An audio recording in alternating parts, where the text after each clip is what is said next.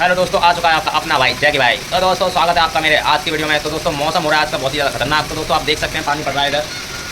तो दोस्तों स्टार्ट करते हैं आज का वीडियो। तो आज का वीडियो कुछ ऐसा होने वाला है कि इसमें एक बहुत ही ज़्यादा क्रीपी मूवी को मैं आज एक्सप्लेन करने वाला हूँ दोस्तों। तो लेट्स स्टार्ट। तो दोस्तों इसी साल द सीरिंग नाम की एक फ़िल्म रिलीज़ की गई। इसकी कहानी बहुत ही अच्छी है। इसे देखते समय मुझे साल 2006 की वह बेहतरीन हॉरर फिल्म याद आ गई, द हिल बाइज। हम सभी जानते हैं कि अच्छी फिल्में बहुत कम बनती हैं। खैर, तो इस सीडिंग नाम की फिल्म की कहानी बेम्स स्टोन नाम के एक हाइकर के बारे में है, जो एरिजोना के एक वीरान इलाके में किसी खास काम से जाता है और वापस आते समय वह किसी से मिलता है जिससे उसकी ज़िंदगी बदल गई। आगे इस कहानी को विस्तार से जानेंगे। हमारे चैनल पर नए हैं तो सब्सक्राइब जरूर कर लें। जैसे ही फिल्म की कहानी शुरू होती है तो हमें एक छोटा बच्चा दिखाया जाता है, एक अकेला बच्चा जो इस वीरान और गर्म इलाके में था। और इससे भी अजीब बात यह थी कि वो बच्चा किसी इंसान की उंगली खा रहा था। सब कुछ बहुत ही खुलकर दिखाया गया है। और इसके बाद हम देखते हैं बैम नामी व्यक्ति को अपनी एक गाड़ी में, जो एरिजोना के एक वीराना इलाके में आ चुका था। आबादी से सैकड़ों किलोमीटर दूर गाड़ी के लिए रास्ता यहीं पर ख़त्म होता है। वह अपना बैग और खाना और कैमरा लिए एक ऊंची जगह पर चला जाता है। असल में आज के दिन सूर्य ग्रहण होने वाला था और बैम को उसकी तस्वीरें लेनी थीं। बाकी का समय वो वहीं बिताता है और शाम होने से कुछ घंटे पहले ही वह वापस आने लगा, मगर रास्ते में उसे एक लड़का मिला। वो लड़का रो रहा था। बैम उसे देखकर हैरान भी था। वो लड़का कहता है कि मैं खो गया हूँ। बैम एक लम्हे के लिए सोचता है, आसपास देखता है कि शायद इसका परिवार आया होगा। वहाँ कोई नहीं था। तो बैम फैसला करता है कि वो उसे अपने साथ ले जाएगा, मगर वो लड़का दूसरी दिशा में जाने लगता है कि मेरे माता पिता वहाँ हैं। ना चाहते हुए भी विंडम को उसके पीछे जाना पड़ता है। वो उसे रोकने को कह रहा था कि वहाँ कुछ नहीं है, यहाँ तक कि वो लड़का बैम को बहुत दूर ले आया। फिर वह रुक जाता है, उससे पानी मांगता है और अंत में वह मुस्कुराकर चला गया, जैसे वह जानबूझकर उसे यहाँ लाना चाहता था। यह विंडम अपना फैसला बदल देता है। उसे एहसास हो चुका था कि उसने गलती कर दी। जल्द ही अंधेरा होने वाला था। वह अपनी गाड़ी से इतना दूर आ गया था कि अगर वह चलता रहा तो अंधेरे में भटक जाएगा, और वही हुआ। वो भटक जाता है। दिन में यह जगह गर्म और रात को ठंडी होती है। खुद को गर्म रखने के लिए और तो कुछ था नहीं, इसलिए वह एक पत्थर के नीचे सोने की कोशिश करता है, मगर ऐसे हालात में नींद आना मुश्किल था। कुछ देर बाद उसे एक आवाज़ सुनाई देती है।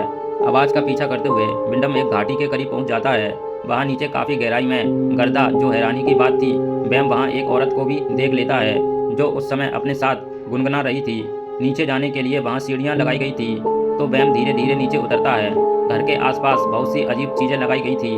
खैर, वह घर के दरवाजे पर दस्तक देता है, मगर वो औरत बाहर नहीं आती। इस समय बैम को मदद की सख्त ज़रूरत थी, इसलिए वह खुद ही अंदर चला गया। वो औरत अंदर ही थी और बैम को अंदर आने से वह घबराती नहीं, ना ही कुछ कहती है।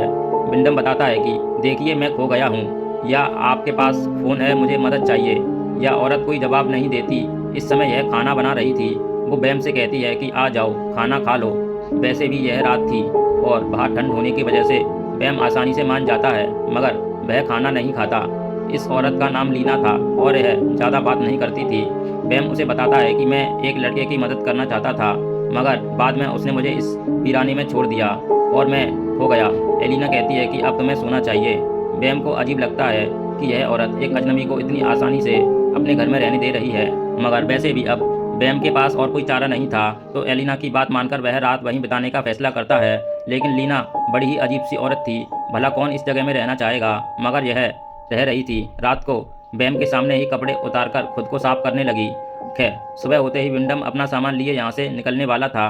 उस समय लीना सो रही थी, इसलिए बैम कुछ पैसे छोड़ देता है। वो बाहर आकर देखता है कि जिस सीढ़ी से कल रात वो यहाँ नीचे आया था, अब वो सीढ़ी वहाँ पर नहीं थी। यह जगह बहुत गहराई में थी। चारों ओर पहाड़ थे। यहाँ से बाहर निकलने का कोई और रास्ता उसे नजर नहीं आता, और सच तो यह था कि कोई और रास्ता था ही नहीं। बैम को कुछ समझ नहीं आ रहा था। एलिना जागती है तो बैम उससे पूछता है कि वो सीढ़ी कहाँ गई जिससे कल रात में यहाँ आया था। पहले तो एलिना सही से कोई जवाब नहीं देती, फिर कहती है कि मुझे नहीं पता वो कहाँ है। वो लोग कभी कभी उसे रखते हैं। तो बैम पूछता है कि क्या यहाँ पर भी लोग हैं, जिस पर एलिना कुछ नहीं कहती। बैम आसपास की तस्वीरें लेने लगता है। सामने के पत्थरों पर कुछ चित्र बनाए गए थे और दोपहर को वहाँ पहाड़ी पर चढ़ने की नाकाम कोशिश करता है। मजबूरन उसे दूसरी रात भी यहीं बितानी पड़ी। अगले दिन वो एलिना के घर से कुछ सामान लेता है, जैसे एक हथौड़ी और एक कपड़ा, जिसे वो हाथों पर लपेटे है, क्योंकि पत्थर बहुत गर्म होते हैं। दिन के समय वो सीढ़ियाँ अब भी नहीं थी, इसलिए वह पत्थर पर चढ़ने की कोशिश करता है, मगर बिना रस्सी के इस पर चढ़ पाना नामुमकिन था। कुछ हद तक तो वह चढ़ चुका था। फिर उसे ऊपर से कुछ आवाज़ें सुनाई दी, बच्चों की आवाज़ें। कोई मरी हुई मुर्गी नीचे फेंकता है। इससे वैम का ध्यान भटक जाता है और वो उसी जगह नीचे गिरकर बेहोश हो जाता है। पूरा दिन वो वहीं पड़ा रहता है। शाम को जब उसे होश आया तो दर्द के मारे वह चिल्ला रहा था, क्योंकि वह हथौड़ी उसके पैर में जा चुकी थी, जिससे उसे काफ़ी जख्म कर दिया था। अजीब था कि पूरा दिन लीना उसकी मदद के लिए नहीं आई, और अब उसे इतनी तकलीफ में देखकर वह मदद के लिए आती है और उसके पैर से हथौड़ी को निकाल देती है। अगले 2 दिनों के लिए वैम बिस्तर पर ही पड़ा रहता है, और जब उसकी हालत थोड़ी बहुत बेहतर हो जाती है तो वो एक बार फिर से निकलने की कोशिश करता है। वो ज़ोर ज़ोर से चिल्लाने लगा कि अगर कोई ऊपर है तो उसकी मदद करे, मगर कोई जवाब नहीं आता। गुस्से में वो लीना को बाहर ले आता है और पूछता है कि बताओ यहाँ यह क्या हो रहा है, तुम लोग कौन हो। एलिना घबरा जाती है, कहती है कि मैं तुम्हारा ख्याल रख सकती हूँ, तुम्हें खाना दे सकती हूँ। तो वैम गुस्से में कहता है कि मुझे यह सब नहीं चाहिए, मुझे अपनी ज़िंदगी में वापस लौटना है। आखिर यह सब मेरे साथ क्यों हो रहा है। एलिना उसके करीब आने की कोशिश करती है तो वैम उसे दूर जाने के लिए कहता है। कुछ देर बाद जब वैम साए में बैठा था तो ऊपर से एक लड़का आता है। वो पूछता है कि हे दोस्त, तुम्हें क्या चाहिए, तुम मदद के लिए चिल्ला रहे थे। उस लड़के को देखकर वैम को बहुत अच्छा लगा। वो उसे कहता है कि मैं यहाँ फंस गया हूँ, क्या तुम मेरी मदद करोगे। वो लड़का कहता है कि हाँ क्यों नहीं, बताओ तुम्हें क्या चाहिए। तो वैम रस्सी की मांग करता है कि क्या तुम रस्सी ला सकते हो और मुझे यहाँ से निकाल सकते हो। उस लड़के के साथ एक छोटी बच्ची भी थी। वो वैम से पूछता है कि मेरी बहन जानना चाहती है कि तुम्हारा पसंदीदा रंग कौन सा है। ये सुनकर विमडम को बड़ा अजीब लगा। वो ऐसे ही कहता है कि लाल रंग मुझे पसंद है, अब क्या तुम मेरी मदद करोगे। वो लड़का यह कहकर वहाँ से चला जाता है कि मैं रस्सी की तलाश में जा रहा हूँ, मेरा इंतजार करना। वैम उसका इंतजार करता है और कुछ देर बाद वो लड़का रस्सी नीचे फेंकता है। वैम से कहता है कि खुद को अच्छी तरह से बांध दो। वैम खुश था, उसे लगा कि अब वो यहाँ से निकलने वाला है। वो खुद को रस्सी से अच्छी तरह बांध देता है। फिर ऊपर जो भी लोग थे वो उसे खींचना शुरू करते हैं और बीच रास्ते में वो रुक जाते हैं। अब वैम काफ़ी ऊंचाई पर फंस गया। अब उसे असलियत का पता चला कि असल में यही वो लोग हैं जिन्होंने इसे यहाँ कैद किया है। ये 5 लड़के और एक छोटी बच्ची थी, और इनमें से वो लड़का भी था जिसने कहानी की शुरुआत में वैम से मदद मांगी थी, या ये कहें कि उसे फंसाया था। उनमें से एक लड़का वैम पर ऊपर से यूरियन कर देता है और सभी उस पर हंस रहे थे। फिर वो रस्सी को हिलाने लगे। वैम डर जाता है, वह जोर जोर से चिल्लाता है कि रुको, मैं गिर जाऊंगा। वो एलिना को मदद के लिए आवाज़ देता है। वह बाहर आती है और अपनी भाषा में उन बच्चों को रुकने को कहती है, मगर तब तक वैम बेहोश हो चुका था क्योंकि उसका सर पत्थर से टकरा गया था। लीना उसे घर में ले आती है और जब रात को फिर से उसे होश आया, वो बिस्तर पर से उठ जाता है और बाहर आता है। वह अब भी कोशिश कर रहा था कि किसी तरह से वह इस नर्क से बाहर निकले। वह जमीन पर लेट जाता है, पैर का जख्म अभी भी ठीक नहीं हुआ था। एलिना बाहर आती है, उसे शांत करती है और समझाती है कि तुम्हें अब अपनी किस्मत को कबूल कर लेना चाहिए। लगता था जैसे लीना को भी विंडम की तरह किसी समय यहाँ पर लाया गया होगा। उसने भी निकलने की कोशिश की होगी, मगर अब उसने उम्मीद छोड़ दी। और वो बच्चे इनके लिए खाना लाते थे। असल में वो इनसे चाहते क्या थे वो थोड़ी देर में पता चल जाएगा। वैम समझ चुका था कि वो ऐसे नहीं निकल सकता, इसलिए वह इंतजार करता है। खुद को व्यस्त रखने के लिए वो वहाँ सब्जियाँ उगाने की कोशिश करता है ताकि वो भूख से ना मरे। एलिना उसका ख्याल रखती है, उसके कपड़े धोती है और उसको खाना देती है। मतलब कि अब वैम यहाँ रहने लगा। वो बच्चे जो ऊपर थे वो इनके लिए ज़रूरी सामान और खाना समय समय पर भेजते, मगर वो उन्हें यहाँ से निकालना नहीं चाहते थे। जब वैम लीना से पूछता है कि यह सामान और खाना कहाँ से आते हैं और यह बच्चे कौन हैं, तो वो जवाब देती है कि मुझे नहीं पता, हमें खाने की ज़रूरत है, बस मेरे लिए इतना ही काफ़ी है। खैर, एक रात वैम अपना दुख भुलाने के लिए शराब पीता है। उसकी और एलिना की कुछ बातें होती हैं, और जब एलिना उसे और शराब पीने से मना करती है तो विमडम गुस्सा हो जाता है। कहता है कि मैं कोई बच्चा नहीं हूँ कि तुम जो कहोगी मैं वो मानूंगा, मैं एक मर्द हूँ। और इसके बाद जब एलिना उसके सामने अपने कपड़े उतार देती है तो नशे की हालत में वैम अपने आप पर काबू नहीं रख पाता और एलिना से फिजिकल हो जाता है। यह रात गुजर गई। अभी भी वैम को यहाँ से बाहर निकलने का रास्ता नहीं मिला था और समय गुजरा जा रहा था। दोपहर को जब वो अपने काम में लगा था तो एक लड़का उससे बात करने आया। यह बाकियों से अलग था। वो पूछता है कि यह आप क्या कर रहे हो। तो विंडम उससे बात करने लगा ताकि वो उसे दोस्त बना सके। क्या पता वो उसे बाहर निकालने में मदद करे। यह लड़का अपना नाम लिपस बताता है और कहता है कि मुझे पढ़ने का बहुत शौक है, क्या आप मुझे पढ़ाएंगे। वैम कहता है कि हाँ, क्यों नहीं, जब भी तुम चाहो। वो लड़का खाने की एक चीज़ वैम की तरफ फेंक कर चला गया। उस समय वैम को ज़मीन में किसी की अंगूठी और गाड़ी की चाबियां मिल जाती हैं। यह समझने में उसे देर नहीं लगती कि उससे पहले भी यहाँ कई लोग को लाया गया होगा और शायद वह यही मर गए। रात को वैम की एलन से कुछ बातें होती हैं। इस घर में एक औरत की तस्वीर थी।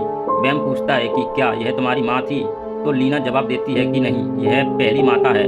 लीना की बातें अजीब सी थीं, खासकर जब वो विंडम से कहती है कि मेरे अंदर एक बच्चा पल रहा है।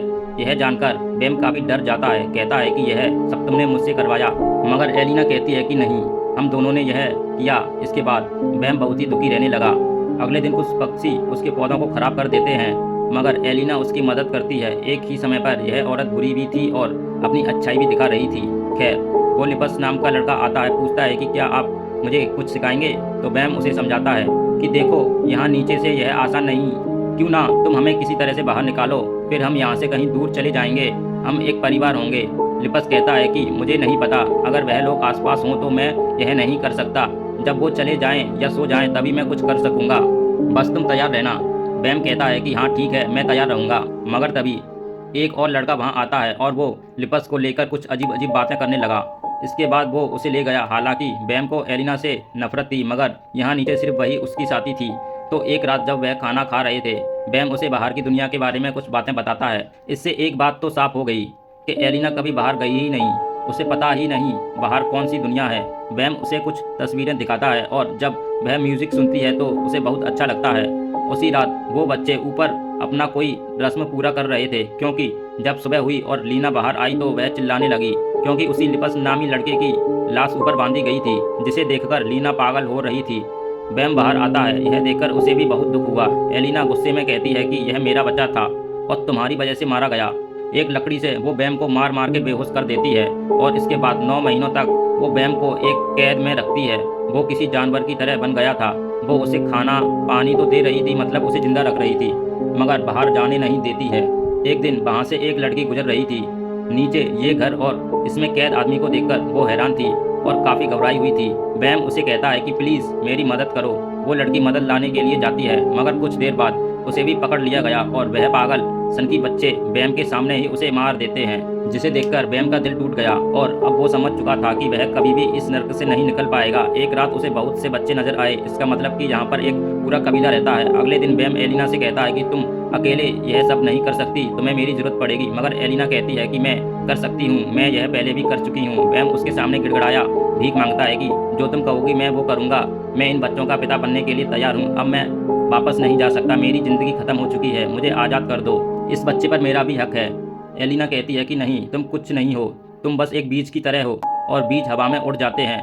बैम पूछता है कि आखिर तुमने मुझे जिंदा क्यों रखा है, या तो मुझे आज़ाद कर दो या मार दो। वो इस बात को लेकर बार बार चिल्ला रहा था, मगर एलिना वहाँ से चली जाती है। इसके कुछ दिन बाद ही वह समय आ गया जब एलिना उस बच्चे को जन्म देने वाली थी।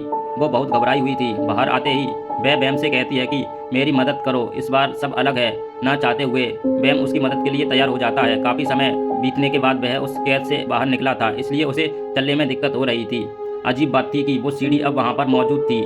वो चाहता तो वहाँ से निकल सकता था, मगर वो एलिना की मदद करता है और वह बच्चे को जन्म देती है, जिसे देखकर दोनों ही बहुत खुश थे। मगर फिर पीछे से वो लड़के आते हैं और बड़ी ही बेरहमी से बैम का गला काटकर उसे खत्म कर देते हैं। वो लड़के कहते हैं कि यह हमने आपके लिए किया माँ, और एलिना कुछ नहीं कहती। इसके कुछ महीने बाद हमें दिखाया जाता है कि एलिना अब उस बच्चे का ख्याल रख रही है और बाहर बैम की लाश सड़ रही है। यहीं पर इस फिल्म का अंत होता है। यह कहानी ज़्यादा पेचीदा नहीं, मगर बंदा इस तरह की डरावनी फिल्मों का शौकीन हो, असल में यह एक तरह का कबीला है और यही इनकी ज़िंदगी जीने का तरीका है। ये सभी बच्चे असल में एलिना के नाजायज़ बच्चे थे। इससे पहले कोई और औरत यहाँ रही होगी, उसने भी इस तरह की ज़िंदगी जी, मतलब हर बार किसी मर्द को यहाँ लाया जाता है और जब वो औरत को प्रेग्नेंट कर देता है फिर उसे ख़त्म कर दिया जाता है। अगर ध्यान दें तो हर बच्चा एक दूसरे से अलग है, हालांकि यह एक ही माँ से जन्मे थे। एलिना असल में कोई विक्टिम नहीं थी, बल्कि यह सब उसी के कहने पर हो रहा था, जैसे उसकी माँ ने उसे सिखाया होगा। लिपस नामी वो लड़का इनकी तरह पागल नहीं था और जब एलिना को ऐसा लगा, उसने अपने बाकी बच्चों को उसे ख़त्म करने के लिए कहा। वो रोना धोना बस एक नाटक था, इनका अपना ही बनाया हुआ कोई धर्म था, अपनी भाषा थी और ज़िंदगी जीने के अलग उसूल थे, जो हमें तो सरासर गलत लगते हैं, मगर इनकी नज़र में वो बिल्कुल सही थे। किसी ने इस सब की शुरुआत तो की होगी। घर में जिस औरत की तस्वीर थी, यह शुरुआत उसी ने की थी। जब एलिना कहती है कि यह पहली माता है, तो मेरे हिसाब से इस जानरा में यह काफ़ी डिस्टर्बिंग फिल्म है। उम्मीद करते हैं हमारी एक्सप्लेनेशन आपको पसंद आई होगी, तो लाइक करना ना भूलें और कहानी को लेकर अपनी राय जरूर दें।